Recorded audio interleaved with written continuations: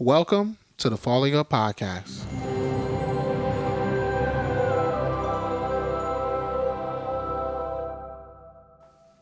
Hey, what's going on, everybody? I'm Ben Backus.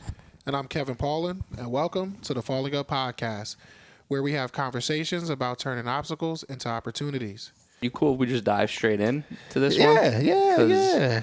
We were talking before, and already I'm like, you wear a lot of hats. It seems like you have a lot of roles and have done a ton of things. And just how would you summarize what you do if you were just to kind of give yourself your mission statement? That's tough. It's always tough talking about yourself. The first thing that will come to my mind is just the ability to connect with people. You know, everything that I've ever done throughout my life, whether it's work or personal or recreational, has been connecting with people, right? So, I build rapport. I connect with people. One thing that really spurred me to start talking in front of camera, like I told you, this is only 3 months in with this, is just I genuinely am a people person, right? And I do like to be a part of people's story and helping them progress in some way or another, So like, for example, with sales, salespeople typically always get a bad rep. But to have a long-term career in sales, successful career in sales, you have to actually care about your prospect, the person you're selling to. And the easiest way to sum up like what a salesperson really is a problem solver, right? You have a problem, I'm presenting you a solution to solve it. Or you may not know you have a problem. I'm making you look at things in a different way, showing you the problem, and then giving you the solution. So, if that sums it up with a lot of words, that's it's funny because how you worded that, it's almost like it aligns so much with being a therapist, right? Yeah. Where it's like, hey, so much of it is I want to be a mirror so you can either discover something new or hear like what I'm saying and what I'm doing are two different things. And I have this problem that I didn't recognize and we're going to together find this solution. And very much when you talk about therapy at its core, it's all based around building a rapport because if you don't have trust with someone, they will open up.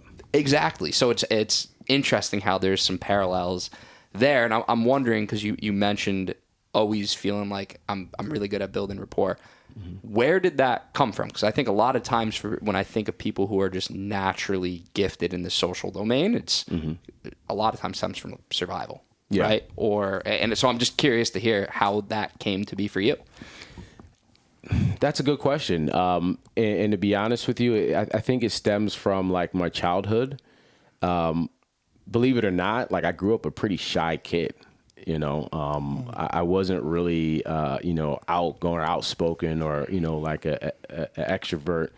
Cause I grew up at home, right? I was literally born in the house in New Haven. I was homeschooled until high school. So like a lot of my childhood was like, I would only like kind of open up when I was comfortable around the people, that I was around, which is my family and, close friends. But other than that, like I wasn't always in a social setting. But one thing that really sticks out is I always saw like maybe I get it from my father. My father was always someone I saw that people respected, and he just had a lot of people that always spoke highly of him. And everywhere we went out, he would always have somebody saying hi to him, whatever, So maybe I aspired to be like that. I do look up to my father a lot. And then one other thing is that I have siblings, but I grew up like an only child because my siblings are at the very least 15 years older than me. So when I was out, in the neighborhood, I was on my own. I had to like find a way to connect with people and, find a way to kind of fit in and build rapport. And I guess I just got good at it. I don't know if I naturally just had that from birth. But I was always okay with like, okay, I know this is what I want. It's going to be uncomfortable to get there, but I'm just willing to take that leap of faith. And I guess that's kind of how I became somewhat of a social person. And to your point, like you said, survival, there's an element there as well. Again, being on your own, growing up in the hood of New Haven, like there's a survival element there as well. So I also saw this as like, it's smarter to make friends than to make enemies. And it's only one of me, but if I can align with people, I'm stronger with the group. Yeah. Can you speak on the transition of homeschooling to high school?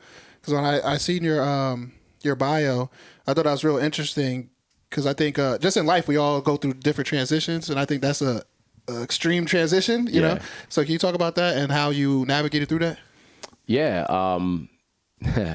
that was a transition to say the least, right? You going from homeschool, and a lot of people ask me what's homeschool like. Well, it was pretty cool, looking back at it, I always, when I was a kid, it was like, man, I'm different from a lot of kids. Everybody goes to school, but I got to do my schoolwork in my pajamas.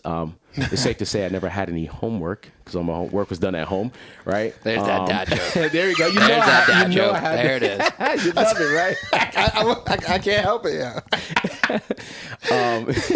It was a hell of a transition, right? Like, I learned, but the thing is, so the benefits, I'll speak quickly on like just the benefits of what I got out of homeschool is that one-on-one learning, right? Like that, like when you're in a public school setting, kids can do well, but everybody learns differently. There's different personalities, different ways that people receive knowledge. And sometimes kids can kind of slip through the cracks, right? With like, okay, well, maybe I don't learn the same way all these kids learn, but the teacher can't give me attention because they're teaching 30 other kids. Mm-hmm. I benefited from my mom being able to just teach me, you know what I'm saying? And there was a struggle there, right? Don't get me wrong. Shout out to my mother for having all the patience in the world, right? She's not a teacher by trade, but she did what she had to do for me. But once I guess we found a way that I learned, I quickly progressed. And it got to the point where I had like a flexibility of like, my mom would have like a calendar of what I needed to learn for the month. So if I wanted to hustle up and knock 2 days worth of workout in one day, I do that. And then I get to spend the rest of the day shooting hoops, just not doing anything, So that gave me the ability to have that flexibility and kind of create my own schedule. Right. So I went from that and excelling. Like I always would take like the state tests or whatever to see what grade I'm in. I was always way above my grade level.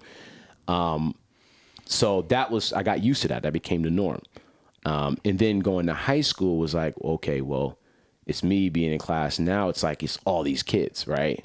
There's girls, that was a huge differentiator there. And it's all these other personalities and ideologies that were a little bit foreign to me, not too foreign because I still was in the neighborhood, but it was more controlled because I was just at home. But now I'm spending 8+ hours outside of my home, outside of,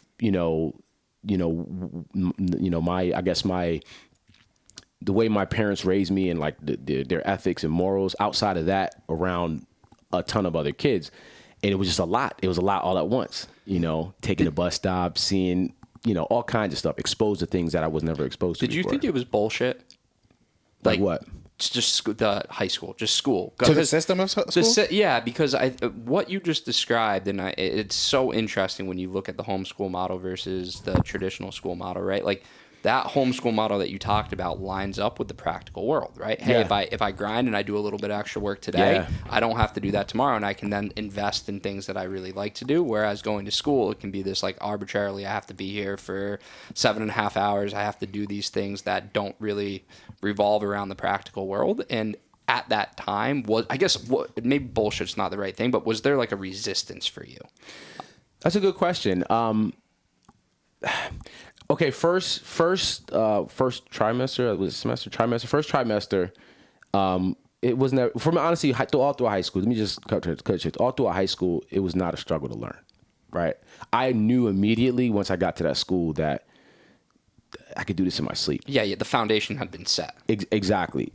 I went to high school for the social aspect. That was more of my focus, to like understand how to maneuver, between the cool kids, the jocks and all that stuff. Like you run into in high school, right?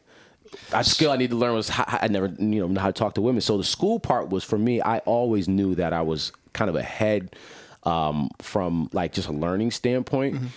Mm-hmm. I had to learn how to balance the learning and, try to fit in and be cool, I guess. What were the key takeaways in that, we'll call it, social learning experience? When you think of, if you were to give someone who was struggling socially and didn't really know how to, whether it's kind of like code switching or being able to go back and forth between different groups, what are some practical tips you could give to someone?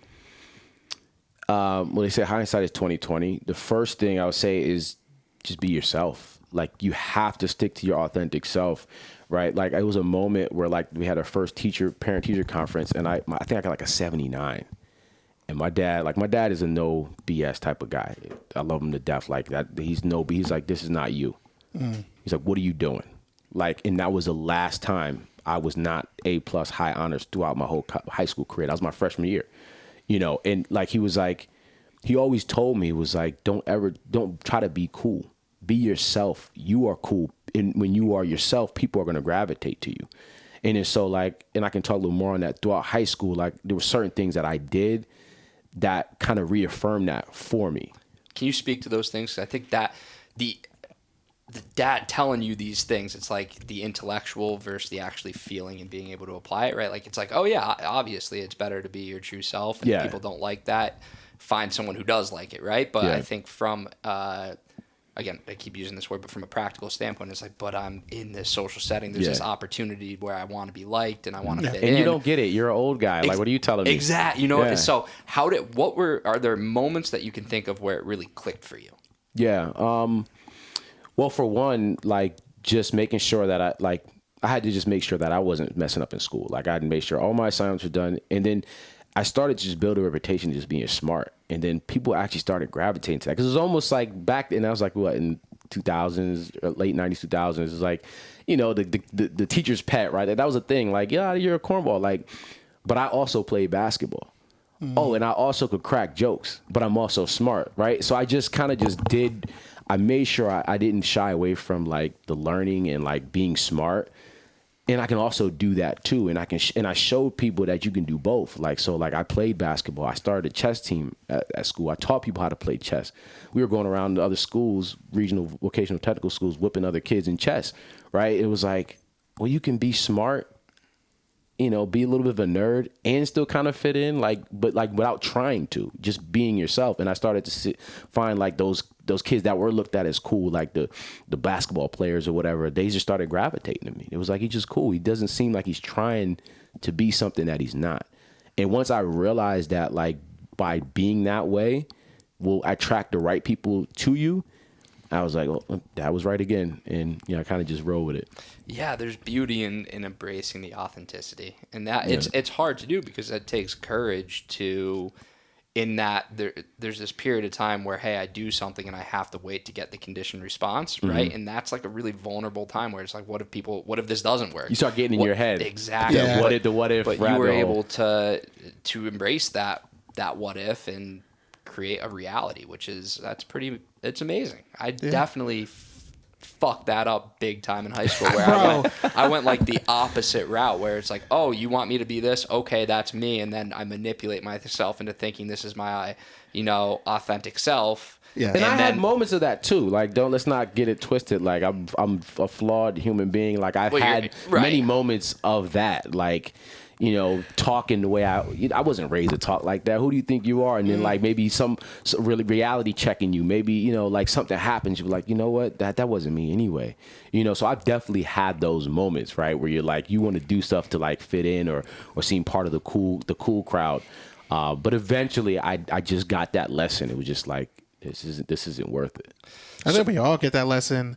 It's just, when do you get the lesson? Yeah. You know what I mean? Yeah. Like, you got in high school. I got mine when I was 26 years old. Like, I still learned that. So I just want to be clear. Like, I learned that, but it's like it's a journey. Like, I still learn even to this day. It's like you just have to keep reevaluating. Like, what are you doing? Are you doing it for yourself? Are you doing because sometimes you may not even realize it.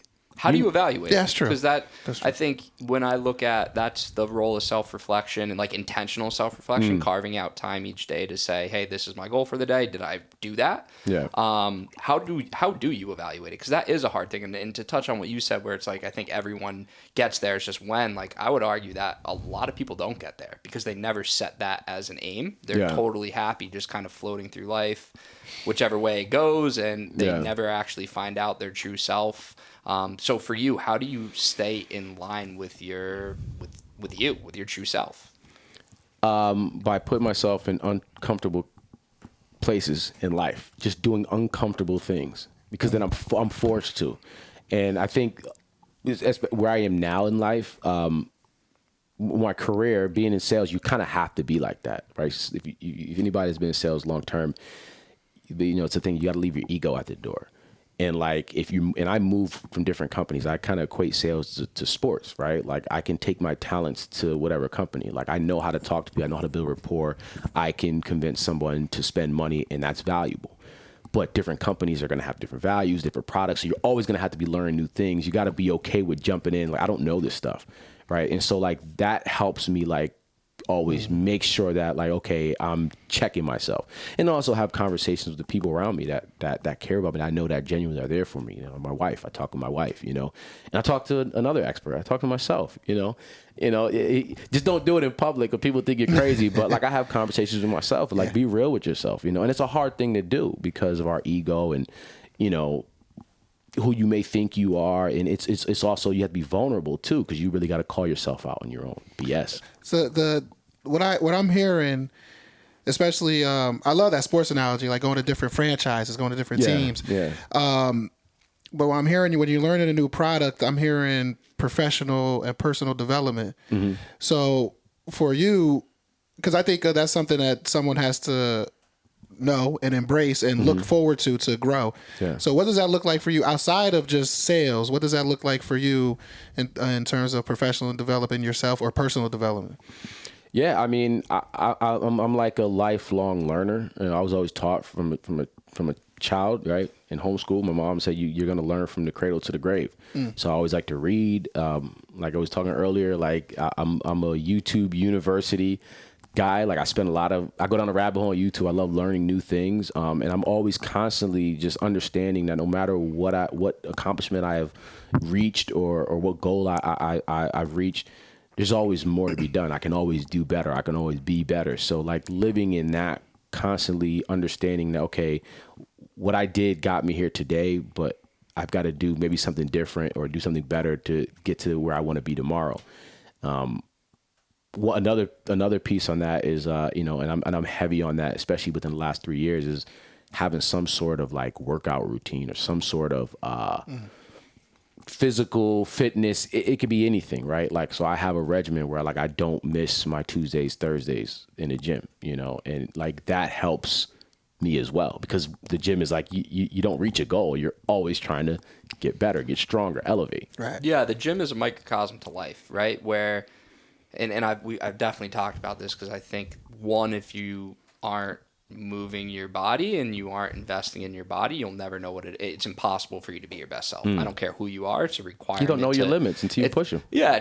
And just from like a foundational level of life, it's like if you don't move your body is going to die. And that impacts every aspect of your life.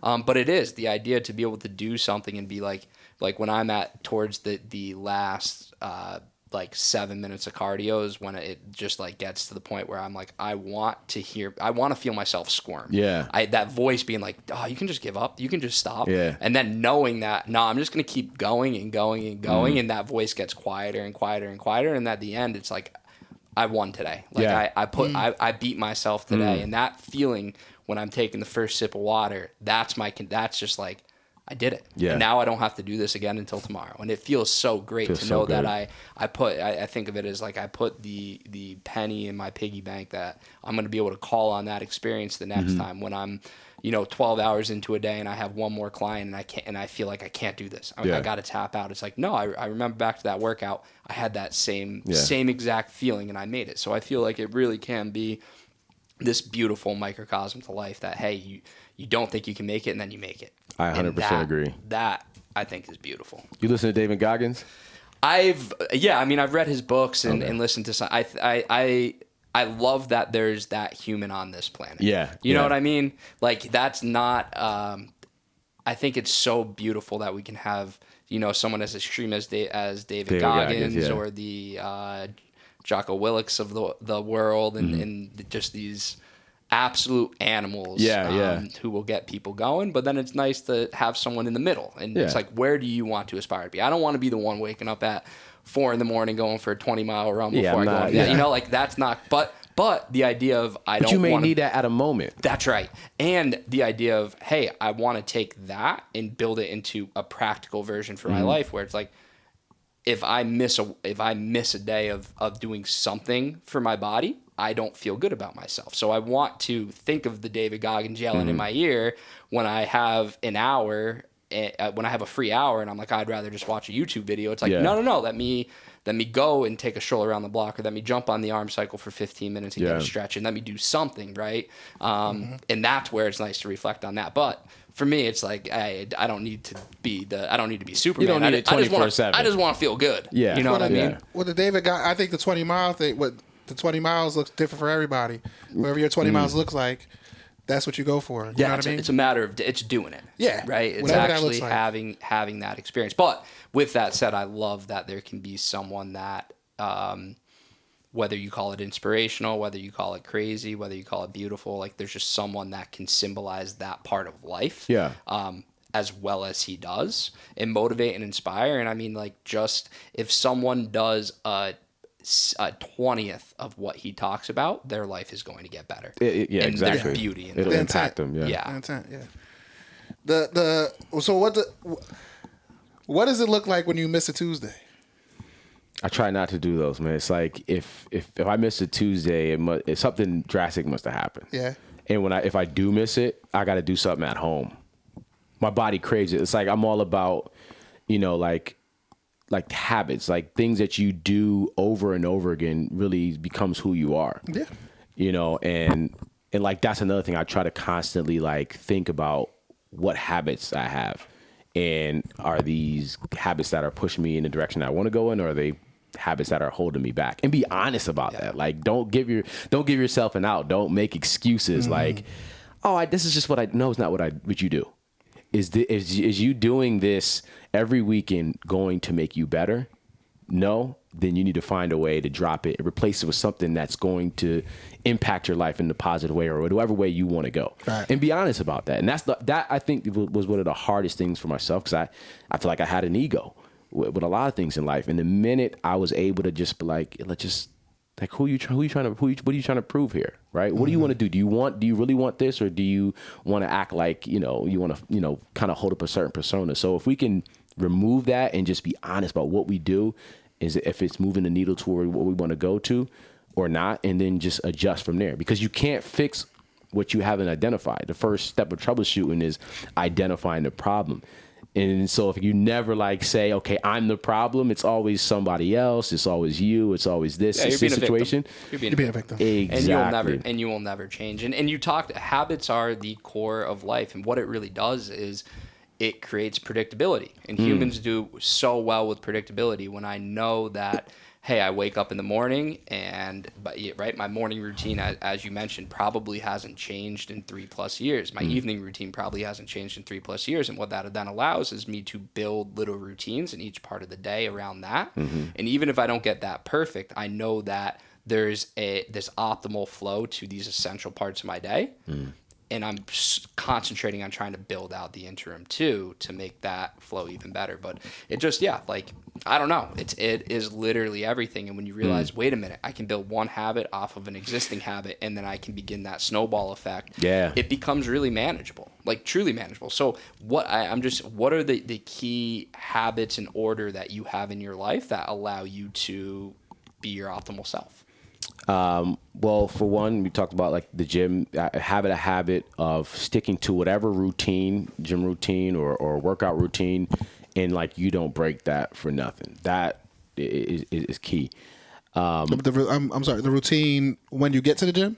Well, no, whatever your routine is, just like getting there. The only workout that works is the one you stick with, right? Or they say the only diet that works is the one you stick with. So like being consistent on whatever it is, whether you do Pilates or if you do jazzercise, it doesn't matter. Like if you do jazzercise on Mondays, don't ever miss a jazzercise Monday. You know what I'm saying? Yeah, no doubt. And because the thing is, you only are going to see results when you're consistent over time.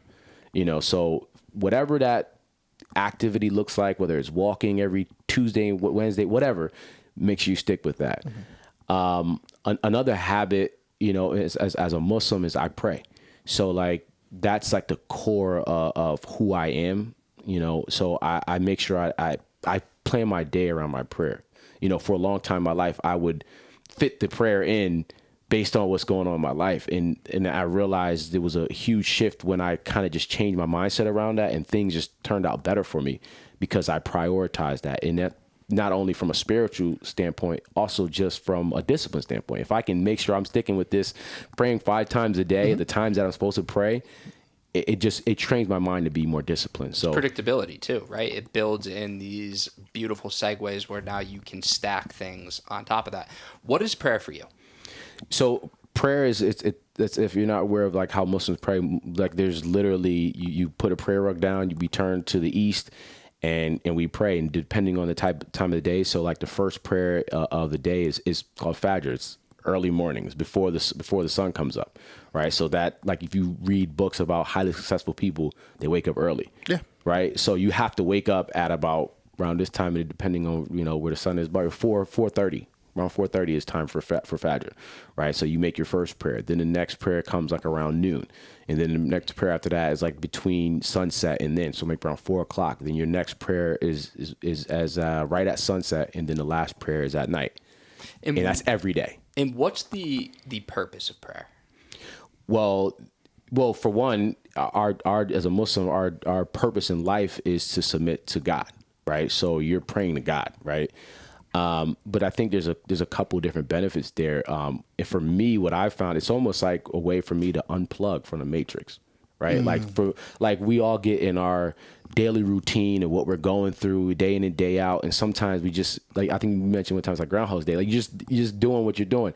It's almost like when people meditate, right? You're tapping out of it. You're leaving all the worries of the world alone. It only takes about 5 minutes, right, to pray.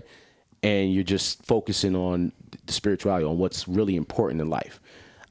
So for me, and for other Muslims probably as well, they feel a sense of like calmness and ease, and like shaking your worries away for the day, for that time. And you get back into it. And then you got another time in the next 5 or 6 hours.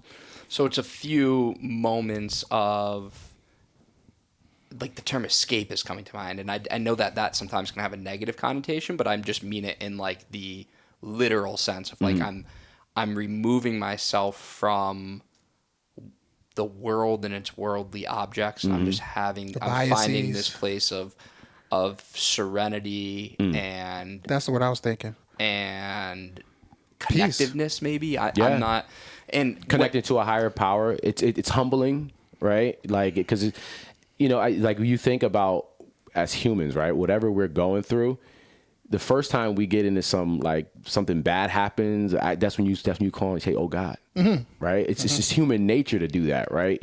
So and again, it's everybody's different what they believe in.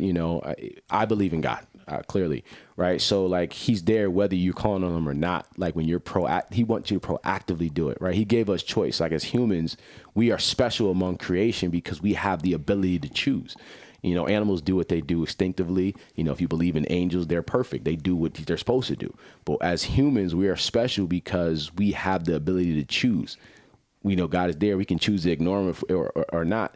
It's very admirable for you to proactively go and acknowledge your Creator, pray to Him, and He'll make your life better in one way or another, whether you believe it or not. And that goes back to what you were saying about exercising to put in that into the piggy bank.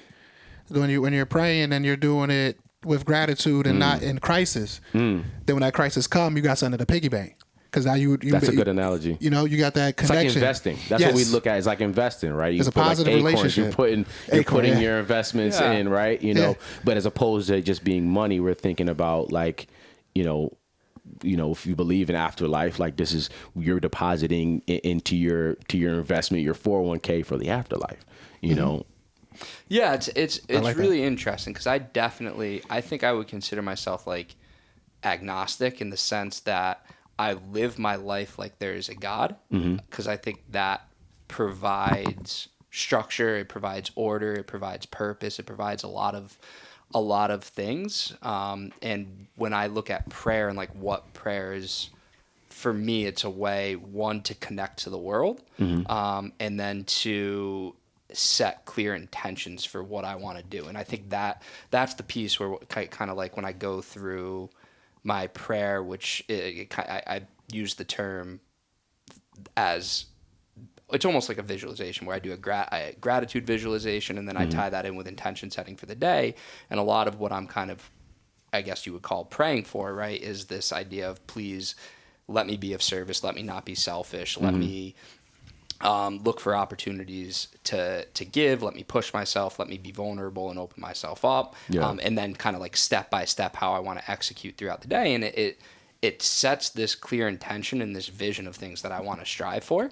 The part that I never know is like, hey, is there something that is taking all of this and creating these opportunities for me to actually carry those things out, or is it that I'm looking for it? And that's where I say agnostic. Like I just have no idea, but I definitely want to live as if there is a God. And that might sound like kind of like a cop out answer. Were you raised like Christian or like? I wasn't. Yeah. Okay. You always like that? Well, definitely not always like that. I would say growing up, I never really gave thought to anything, and then going through, just drug addiction and breaking my back and all of this, my eyes were for the first time opened up to like spirituality and what that looked like. And if you asked me when I was 17 years old, 18 years old, I would say like, yeah, no, I'm like very spiritual, and there's without a doubt this God and the universe and all of these things. And I think that's morphed throughout the years. Yeah.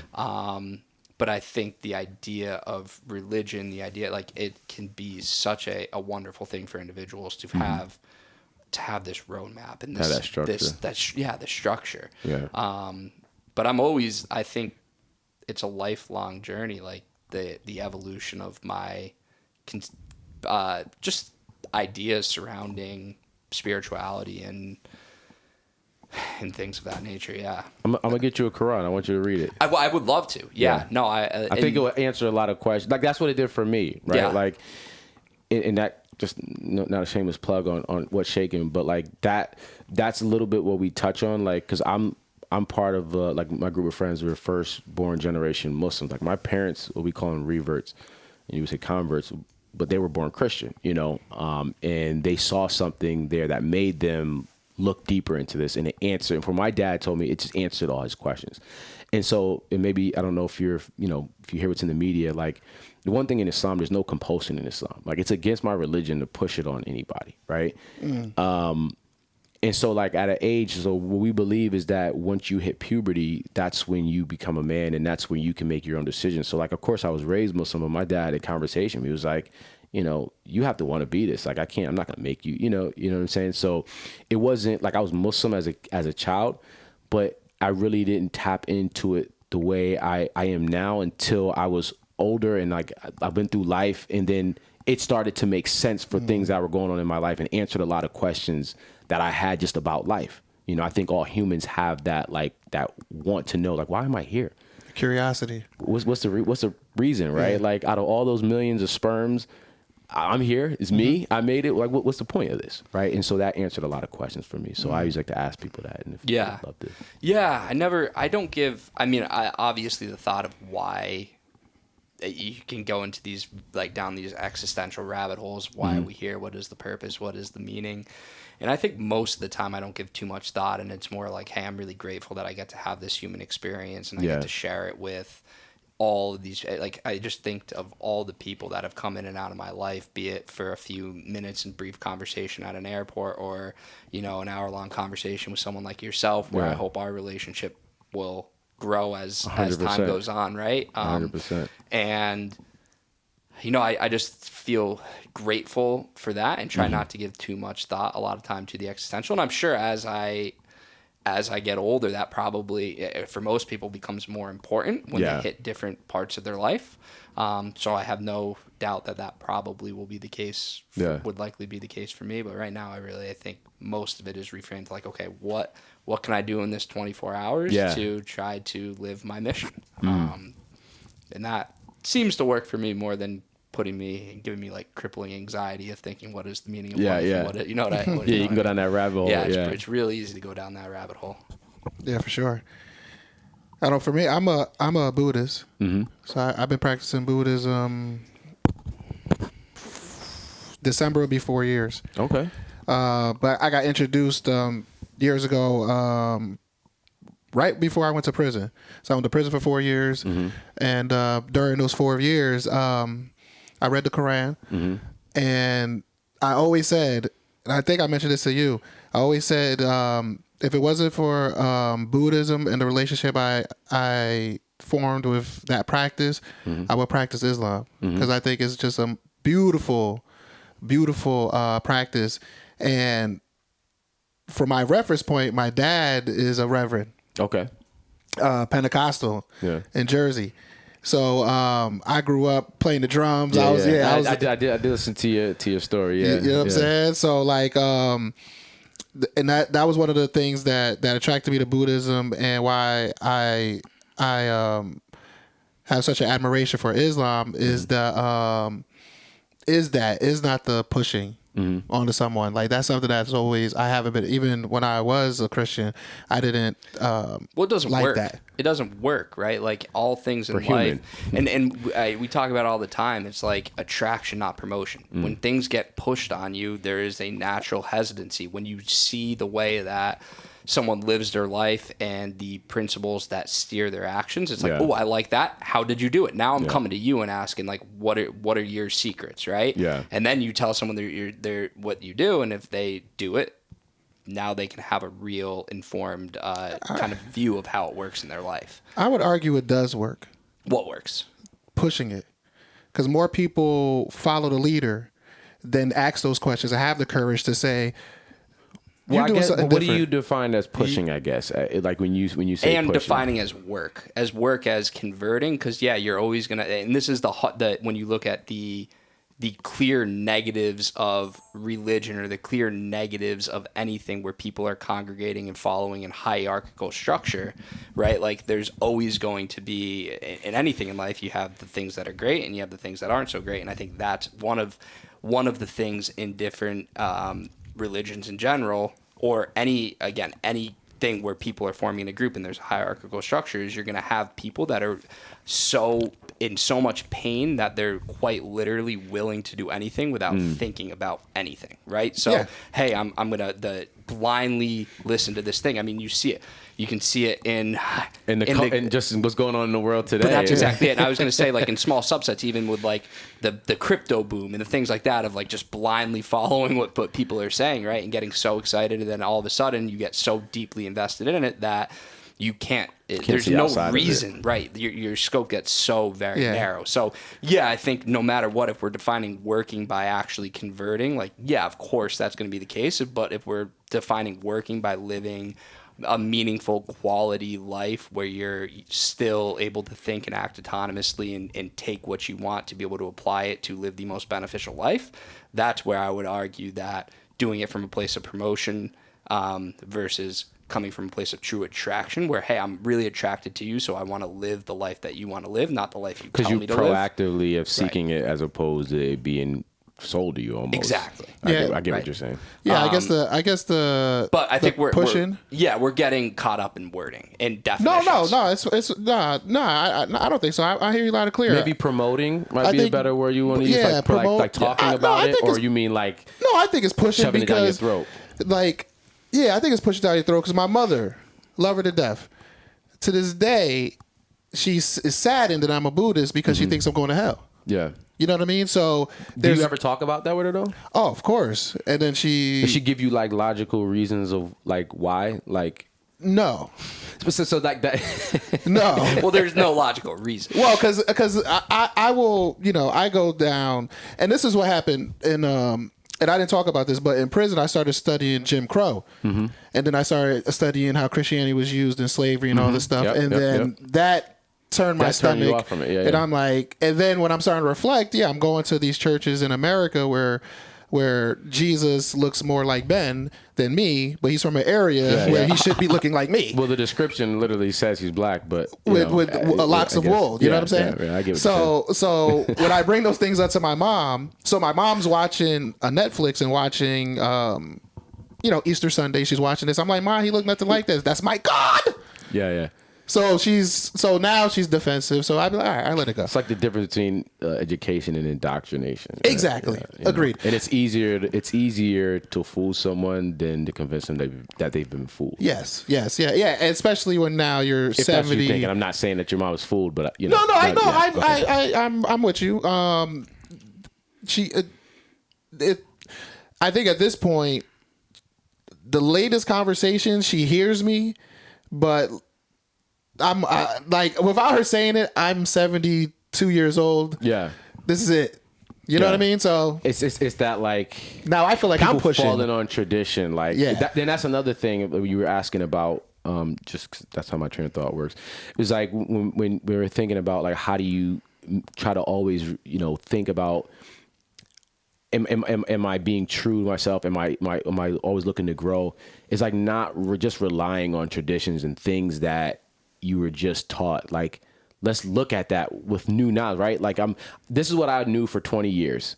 And now I read this and I learned this. Well, let's go back and reevaluate it. Let's test that against this new knowledge and be open to doing that. Yeah. It doesn't mean you got to just throw it away, but like at least be able to put a magnifying glass on it and see, does it still make sense? That As goes back opposed to like, this is what I've always done. This is how I'm doing it, and I'm not looking at anything else. Exactly. You stunt your growth. And that it took the words out of my mouth. It stunts your growth, and that goes back to being uncomfortable.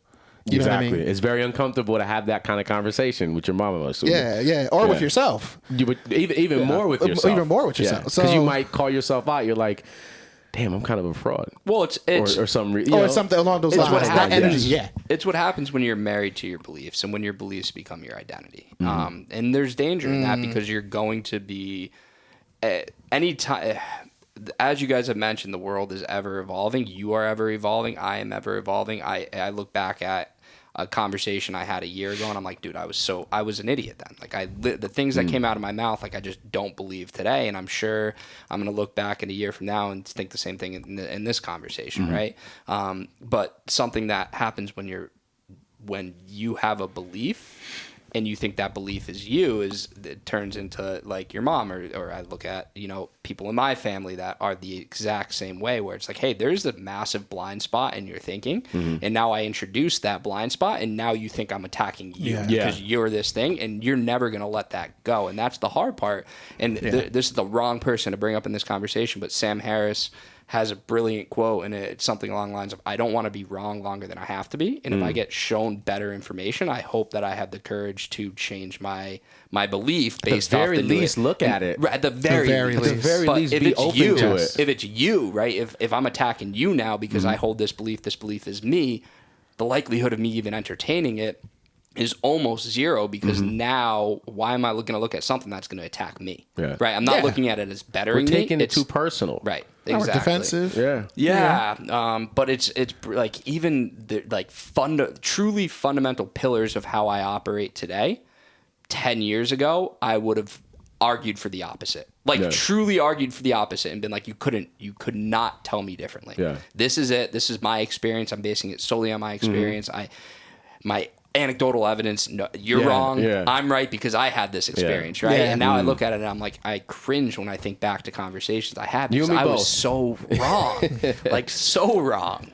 Yeah. That's beautiful though. But that's part It of is. life. That's That's- growth, man. it That's is. like that's good that you can identify that and look back and be like, look, this is how I used to be. Like that takes courage and a lot of vulnerability to do that. And where a lot of people don't, like, again, that goes back to ego. Like my ego won't allow me to say I was wrong. What are you talking about? Right. I know what I'm talking about. I've been, like you said, 72 years. What do you know? If you go through life thinking that, like, just because, like, you have to go into every situation, like, being willing to learn something new, right? Like, I equate this to at work. When I first started my career, like, I was a pretty young manager. And, like, I knew things about business that I was managing somebody that was 20 years older than me that didn't know, but it was hard for them to hear me because I'm this young guy right out of college, right? And I had to make sure now that I'm no longer the young guy in his 20s, that I'm not that 40-year-old person that doesn't want to listen to somebody that came out of college that could teach me something. Right. And always keep that mentality of like, there's always something you can learn. The more you learn, the more you realize you just don't know. Yeah, I mean, and that's where reading is like, it's a cheat code to it, because people who just spent their whole lives working on one specific idea or one specific domain, it's like, here, you now have my cheat code, right? Yeah. But yeah, no, you're spot. There's so many things in this world. Like we were talking about it when we were setting up all the equipment, like the amount of things that go into video production or filming or photography.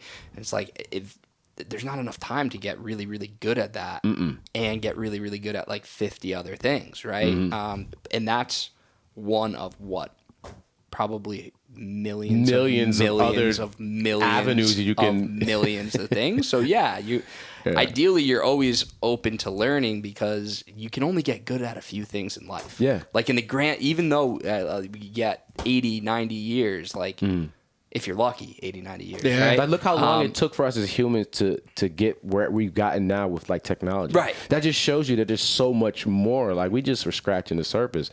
And like to your point about like reading, like that also allows you to have more respect for people, right? Because the more you realize you don't know, then you respect what other people do, right? I'm sure you've heard people, that person gets paid too much to do this, or like you don't even know what goes into what they. You know what I'm saying? Like you don't even have the like the respect to like even at least learn a little bit about what they do before trying to make a judgment about what they do. Yeah, but do you know what that when people say that, what it really speaks to? Into their own insecurities. That and just not understanding how the world works. That too. Like you fundamentally don't get at least how this country You're in your works. bubble.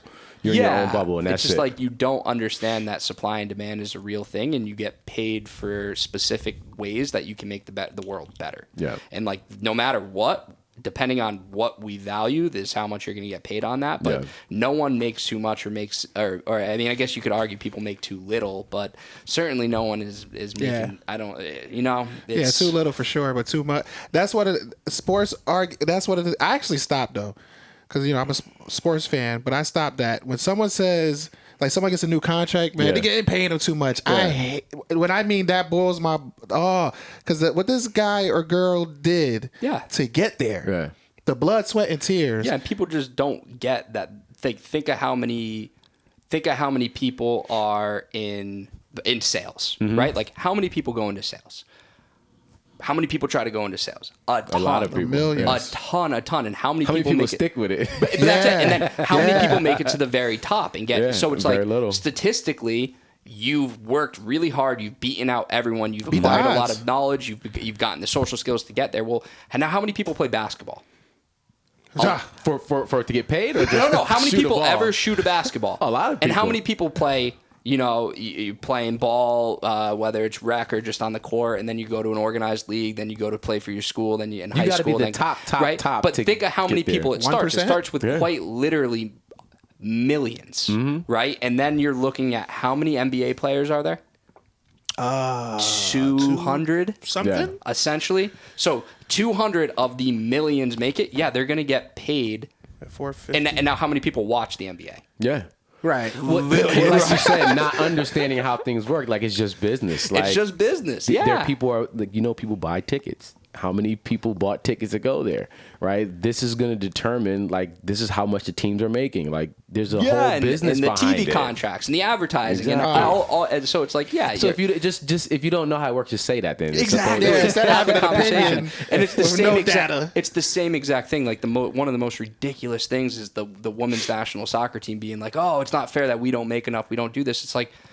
Or the WNBA, it's the same thing. Yeah, I hope you guys make more, but you got to get people to go watch your shit. It. Yeah. You have to. It is a business. And you also have to understand, life isn't fair, man. Like, It's not. It's never going to be. It will never be fair. It's just what it is. But to understand that it's not this arbitrary thing that like, hey, some people make less, some people make more. There's a specific life equation that goes into it, and that like. Understand that equation, and if you really are complaining about it, how do you solve that? Yeah. Right? Like there's an identifiable need. You guys are really good at doing this. How do you form that business model? Yeah. And that takes time and intentionality and hard work. Yeah. Yeah. You know? And that's a good segue because I want to definitely sneak this question in with because when you said solve problems, it got me back to what you're saying about being in sales.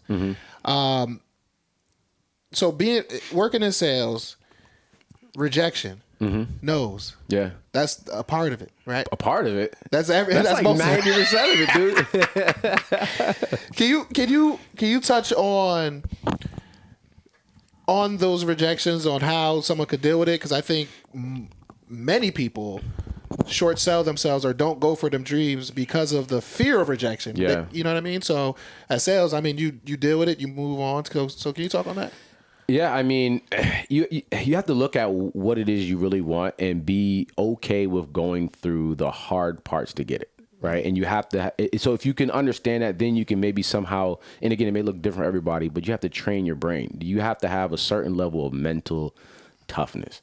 You know, we call them collecting your no's. You know you're going to get told no. You're going to make a call, guy's going to hang up on you. You're going to get all the way to the end, he's going to go with a competitor. Like, so but you know these things are there, then it's almost like you can kind of brace yourself for it. Like, don't fool yourself into like thinking that you're not going to be rejected, that you're somebody special. Stick with the process. The process is there. It's been proven to work. It's all about you just executing it and keeping a level head throughout the ebbs and the flows. You're going to have bad months. You're going to have good months. If you can stay level headed through, I think that's one of the most powerful skills to have in any type of sales or business type of role. You know, because sales technically is just business, right? You know, without sales, nobody has business. So you're going to hear those no's, knowing you're going to hear those no's. So you could turn it into a game. You know, I say collect my no's. You can we have all the technology now to break down, okay, how many calls is going to take, how many demos is going to take before you're going to get a sale. So, you know, I'm at a 15% close rate, 10% close rate. Okay, well, every 10 calls I got to make before I get one person to pick up the phone and maybe get a sale. So collect your no's. I'm at my 20th no. I got something, it's coming soon, right?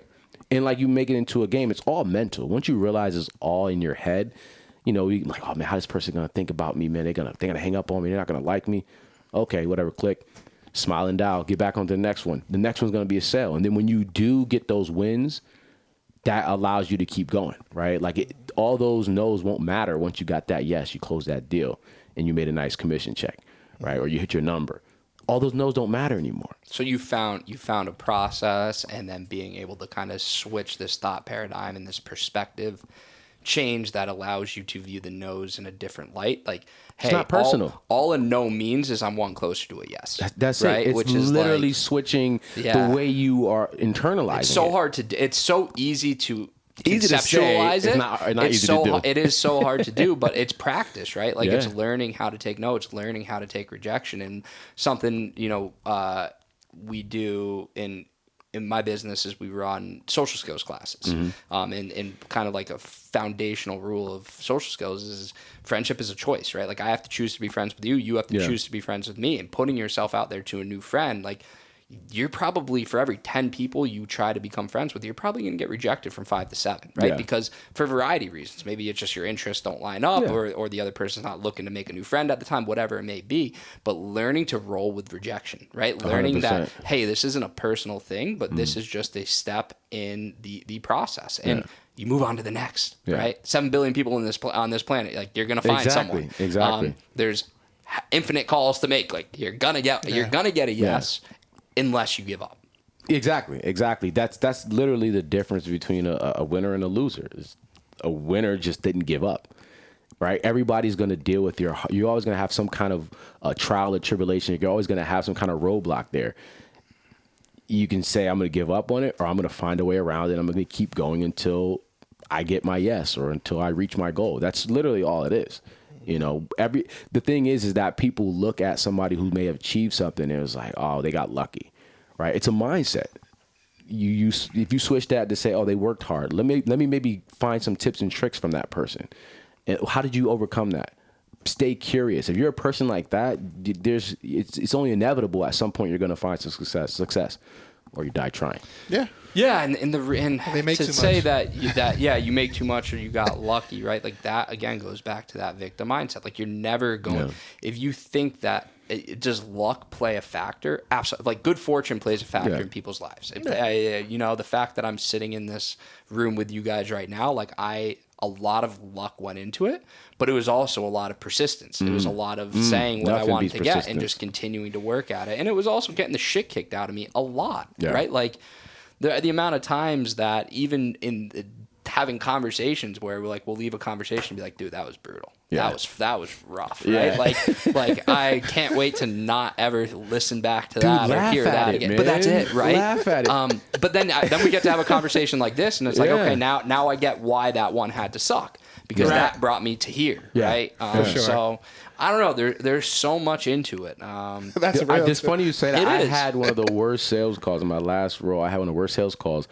I'm presenting, like everything's in Zoom, right? I'm presenting the screen that I'm reading off to like a room full of like directors, and like that's like super embarrassing with my VP on the line as well, right? It's like, I mean, I could just laugh at it now. It's a good story to tell. Like, you gotta be okay. Take those lumps. Right. It's part of the process, and man. in the end of the day, no one in a month, Nobody cares. No one cares. Like when you You're not realize that that important. you're, yeah, that's it. When you realize that you're the only one that's thinking about you, and that you're the only one that's thinking about you, and you're the only one that's thinking about you, and I'm the only one that's thinking about me, it makes it so much easier, right? Yeah. Because I'm gonna go home and I'm gonna think about all the mistakes I made today. Yep. And that's it. No one else is thinking about it unless it's a really big one in which they're going to think about it for a little bit of time, and I might get some sort of consequence in my life, in which case I learn from it and I move forward. Yeah. Other than that, it's just me torturing me. It's you going down the rabbit hole in your head of like, oh, I can't believe I did this, and that's exactly what it is. And I like to be hard on myself, but it's that combination of soft and strong, right? Like you gotta. It's the self-love and the self-criticism, and too much of either is for me is a really bad thing. For everybody, you know. You gotta be accountable, but also give yourself grace. Give yourself grace. Yeah, I was gonna say that. Like, forgive yourself for certain things. Like that's another thing that I had to work on. I was like, man, I just gotta forgive myself for certain things. Give myself a little grace. Yeah, I'm human. I screwed up. Like, move on. That's Be it. better next time. Learn from it. Learn from Being it. vulnerable and talking about it makes it, That at was least for hard. me, makes it so much like I think it's this hard thing, but even like there's things that I would hold back from you, even that, now I'm just like, I have no problem. Like it was weird. There was a conversation not that long ago, and I'm like, dude, I feel like you're like screaming at me, and I don't even remember what it was for, but I was like, I feel like you're attacking me right now. And it's like, that's something I feel like I would never have said even like a couple years ago, because I would have been like, oh, what's he gonna think if I'm like being honest with, you know what I mean? Yeah. But like immediately like, dude, I feel so bad. Like I wasn't trying to do that. And then we like had a really good conversation about, instead of just like missing each other, So it's like taking that I don't even remember what it was about at this point, but being able to be vulnerable and talk about problems and like I would think it would make me like weak or look like this bad thing, but really what it does, It is makes you just stronger. It does, and it makes it better. Showing you that you're being vulnerable actually makes you stronger. That was something for me that I struggle with. It's like, I know you can't talk about like your issues or but when you do it, you kind of like, it takes the power away from like that controlling you. And when you can talk about it and be comfortable about it, it's like, okay. And you actually are stronger by being vulnerable, which that's a concept that's, not easily just adopted. But if that was definitely something for me, being self-reflective, being vulnerable, that was not something I did for a long time. So even like just talking in front of a camera, like that was, that would have been uncomfortable for me. But I was like, in order for me to get good at it, I just got to do it, man. Like, let me screw up until I get it decent right. at And you're definitely good at it. So I appreciate Very that. you're much making so. it happen. Very much so. that, man. This is a good one. Yeah, and I know we're running low on time, and I feel like we talked about. I've had a fun time, so that's kind of what I base success on with this. But is there anything that you were hoping to promote or talk about that we haven't touched on? Where we can find you at? Well, yeah. I mean, you can find me on Instagram at The Habitual Thinker. It's my platform. Also, What's Shaken. It's a podcast that I'm on with a couple of my young childhood friends. And that's about it. You can same on YouTube as well. Again, I'm just getting into this, so like, this is a journey for me. So if there's anything that, any content that I'm putting out that anybody can relate to or find some way to help them like overcome limiting beliefs, like please check it out. And if you don't like it, just keep scrolling. No love lost. That's it. Well, I appreciate you coming in. Thanks for having me, man. This is absolutely. awesome. Yeah, I'm glad. I'm super happy you came. Man. I'm always a person, I don't believe in coincidences, right? So like if I meet somebody, like I like you asked me, am I still coming? Like I'm the type of person, if I say I'm gonna be there, like if I'm not there, like it's something happened, right? Like I'm a man of my word. Like that's the only thing we have in this world, right? That's it. But if you take everything away, so yeah, like I was looking forward to this, having a conversation. Besides like the content and all that stuff, I just get to meet new people and make good connections with good people. So thank you for having me. Yeah, well, we appreciate you. Thanks, Kev, for all you do, and thanks everyone for tuning in. The Falling Up Podcast.